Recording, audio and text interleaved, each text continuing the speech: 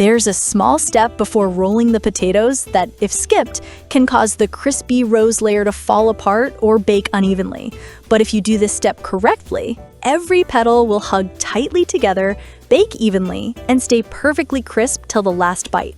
Can you guess what it is? First, I peel the potatoes. I choose large, evenly sized ones without any sprouts. Then I use a slicer to cut the potatoes into thin slices, about 1 to 2 millimeters thick. Slicing them this thin makes them easier to roll, and they'll turn out crispy when baked. Once done, I soak the potato slices in a bowl of cold water for about 10 minutes.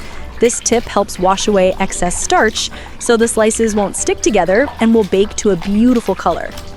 After 10 minutes, I take them out, lay them on paper towels, and pat them completely dry. Now, I place all the dried potato slices into a large bowl. Then, I drizzle in about 1 teaspoon of salt, a bit of ground pepper, add 2 tablespoons of olive oil, 1 teaspoon of paprika, and 1 teaspoon of cornstarch. After that, I gently toss the slices to coat them evenly with the seasoning. Be careful not to mix too roughly, or the potato slices might tear. Next, I take 5 to 6 potato slices and lay them in a row, overlapping each slice by about 1/3. Then I roll the slices from one end to the other, slowly, as if wrapping a small bouquet. After rolling, I take a small skewer and lightly skewer it into the bottom of the roll to fix the shape. Then I trim off the excess at the bottom of the skewers, creating beautiful rose-shaped pieces. Next, to make the rose more solid, I mixed 30 grams of flour with 1 egg yolk, beat it with 20 milliliters of cold water to create a smooth dough. Then I rolled the flour stem through the dough before baking.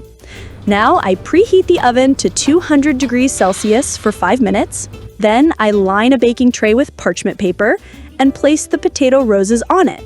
I space each rose slightly apart to allow room for them to expand without sticking together during baking. Once done, I place the tray in the oven and bake for about 14 minutes.